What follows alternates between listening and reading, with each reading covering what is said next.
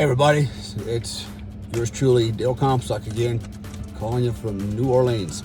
Why the hell am I in New Orleans? If you haven't been tracking me, I came down here last Sunday. Got a call to come down and pull security after Hurricane Ida went through.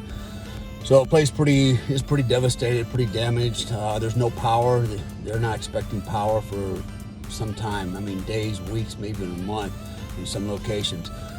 So my job is to come down here and basically pull surveillance on clients' facilities and generators and things like that, and make sure that they don't walk off in the middle of the night. But that's not why I want to talk to you. I've actually put out some other videos concerning this whole gig that I'm doing here, including some informational content for those of you that might be thinking about getting into security. So what do I do, man? So first of all, I'm not a security guard, okay? So let's clear that up right now. I am a security consultant. I run a security company in Bali, Indonesia. Yep, I live in Bali, Indonesia. I also live in Panama City Beach, Florida. And so security is kind of my staple, if you will. It's my bread and butter for the most part. I delve in a lot of other areas, as some of you may know. In the past, I've been on television. I've done quite a few TV shows as an actor, as a stuntman. I wasn't really cut out for that. Not because I couldn't do it. It's just, faking it just didn't seem to work for me, man. I'm kind of a pragmatic kind of guy. I like doing the real McCoy. And so, not only that, I really didn't like, the people that are associated with that line of work out there. They're way too far left for me. So I do other things. I write books. I've written 3 already. I'm actually hoping to write 5 more. It's been a process to get those things done, just because I don't have enough hours in the day.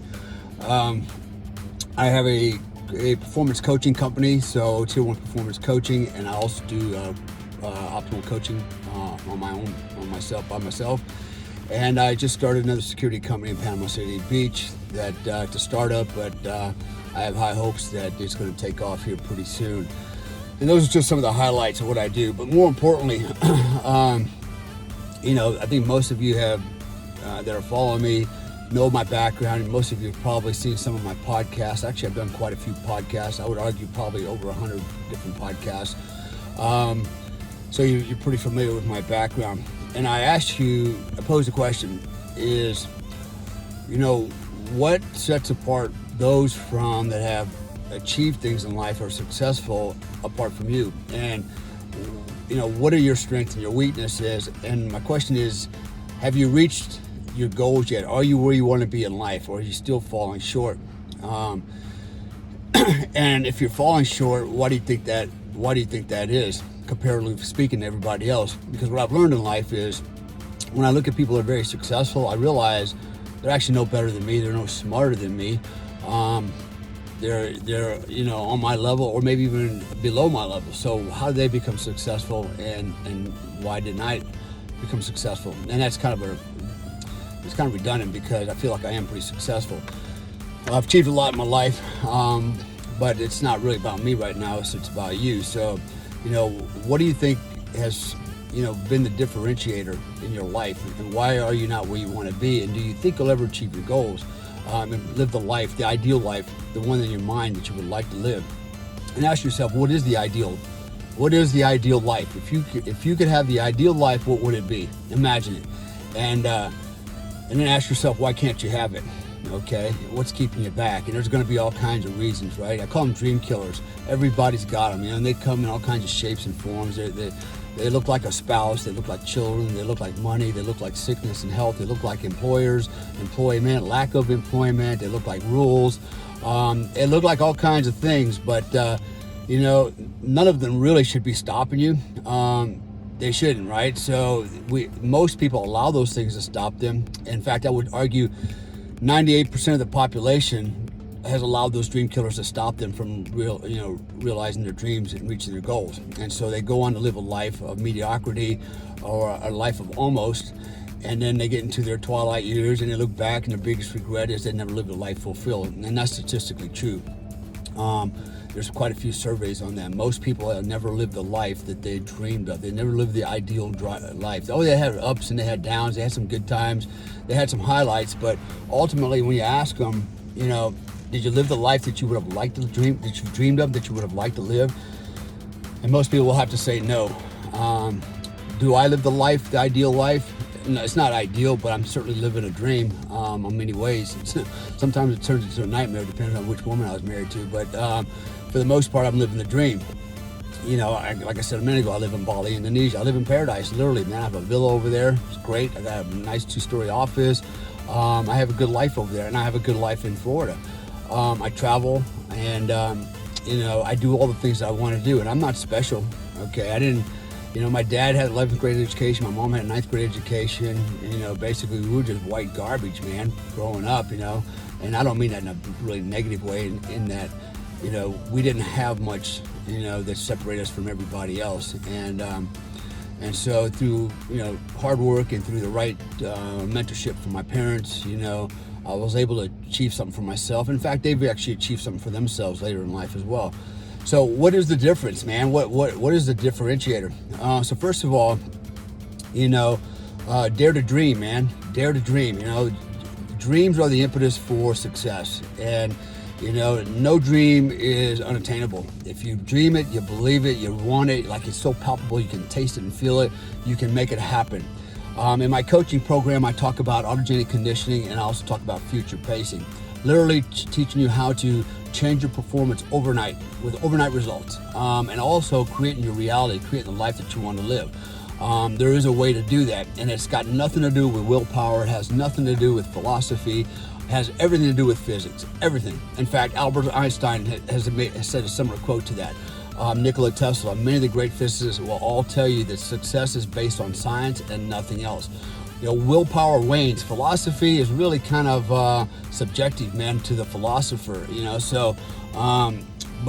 I can give you examples of how that doesn't work out for you. In fact, the perfect one is a New Year's Eve resolution. How many people do you know, including yourself, that said, this year I'm going to lose 100 pounds of weight, and I'm going to do this and do that, and then 2 weeks later you're back to eating, Twinkies and Ho-Hos, and you're like, fuck it, I'll do it next year, right? Because you lost what? You lost the willpower, it waned, and you didn't have the philosophy for it. Had you had the dream, the vision, the reality, and you could see it actually happening and unfolding in front of you, and you could see it manifesting itself, you're more likely to succeed that way.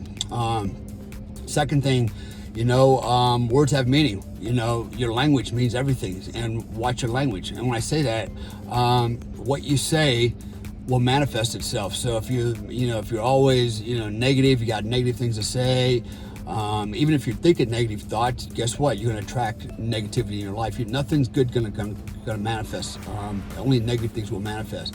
So words do have meaning. They actually have a biological impact, literally a biological impact, an impact on your body, on your nervous system, okay, on your immune system. I can talk for hours just on that topic alone. So negative words, negative thoughts have profound negative impact on you and your life, both physically and professionally and spiritually and in every way that you can imagine. The third one is, action. Take action, okay? Invoke the law of action. And what does that mean? It means you just can't sit around and wait for something to happen and come to you. You've got to go out and get it. You've got to take the steps to create this reality, create the conditions so that this dream will manifest itself. If you don't do that, nothing happens unless you're just flat out lucky. And those people that are usually just lucky, that manifestation usually doesn't last very long. Build it. You got to build it, and so you got to invoke the law of action. You've got to do things. So really, if I give you 3 imperatives today, it's 1, don't be afraid to dream. Dream. 2, watch your language.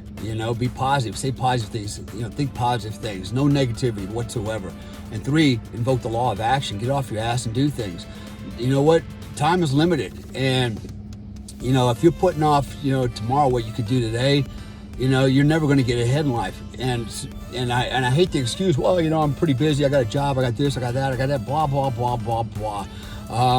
Those that follow me, I'm going to tell you right now, if you can manage your time and you can multitask, you can do anything you want. You can do a lot of things at the same time.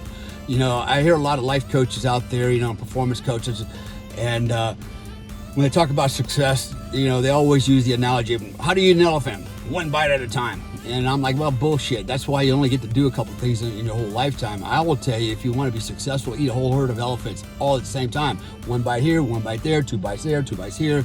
All right, but eat the whole herd at the same time. All right. And as we're doing that, eventually you're going to be eating multiple herds, not just multiple elephants. And that's the goal. I'll give you an example of my life. Just one little epoch in my time, and that was, I was a Green Beret. I was married. I had 3 kids. I had a side business training bodyguards out of Mexico. They would actually fly up to North Carolina where I trained them as bodyguards. I was a professional boxer. Yep, I was a professional boxer in the Army. That's true. I did do that, moonlighting, and got away with it. And I was also I was teaching and training in martial arts, 4 to 5 times a week. So I was boxing professionally. I was training in martial arts 4 to 5 times a week with my kids, by the way. And I forgot to mention, I was a full-time student. I went to college 8 hours a week. That's 4 hours a night, 2 nights a week. Yeah, for my master's degree. I did all that at the same time. And guess what? I didn't take any time away from my wife, my kids, or my personal life, nor did I, have to go without. I just basically carved out the time needed, all right, to do all these tasks. I budgeted my time, and I sacrificed sleep. You know what? Okay, maybe you need 8 or 10 hours of sleep. Well, I can tell you, I can run on 4 to 5 hours sleep. It sucks, and I would love to sleep 8 or 10 hours, but the reality is, if you want to achieve things in life, you're going to have to put in the overtime. You're going to have to make the sacrifice. In fact, I remember when I was getting my master's degree, I decided not to take any time away from my family. And when everybody went to bed that night, everybody, including me, I'd go to bed, service my wife, like a good husband. And then once everybody was asleep, I'd get up, walk out in the kitchen with my books, turn the light on, and burn the midnight oil, and start studying. And I'd study 2, 3, 4 hours a night, and get up, at 3 o'clock in the morning, 4 o'clock in the morning. We'll go to bed at 3 o'clock, 4 o'clock in the morning, get up at 5 o'clock, go back go to work and do PT in the Army, right? And run a full day as a Green Beret, I carved out my lunch breaks. Instead of going out and hanging out with my team, I basically just brought my lunch with me, or I'd go to a restaurant by myself, sit in the corner for the next hour and a half, eat my lunch and study, That's the kind of discipline it takes, man. After work, I'd go home, pick up my kids, pick up my wife, everybody. We'd go down to karate dojo and start training in karate. I went to, my boxing, and people go, how can you do all that? Well, how do you do it? You just do it. You don't make excuses. You don't be lazy. You remember what the objective is. You keep your eye on the prize. And that's what I always did, is kept my eye on the prize. So why did I achieve so much in life? For many of those reasons. One, I had a dream. I had lots of dreams. I dreamed of all kinds of things I wanted to do, and I really wanted to do those things, right? I dared to dream. 2, I watched my language. Okay, I always said positive things, positive affirmations every day. Thought them in my head, wrote them down, said them to myself. Every day was a positive day, positive affirmations. And thirdly, I invoked the law of action. I got off my ass and made shit happen, right? Time management, no time to be lazy. You can do that when you're dead. So again, if you're interested, look me up on DaleComstock.com. I got a pretty cool program out there. I do a lot of coaching, a lot of performance coaching. I have coached literally millionaires, you name it, doctors, police officers, artists, teachers, every walk of life, soldiers. That's what I do. And what I do is I share really what, believe it or not, it's not really a secret, but nobody really knows. Nobody's paid attention to it, because they all seem to think that, well, if I just do the hard work every day and I put my nose to the grindstone, I'll be successful. No, it's more than that. It's physics. There's a science behind it. And if you want to learn the science, hit me up. All right, you guys stay frosty out there.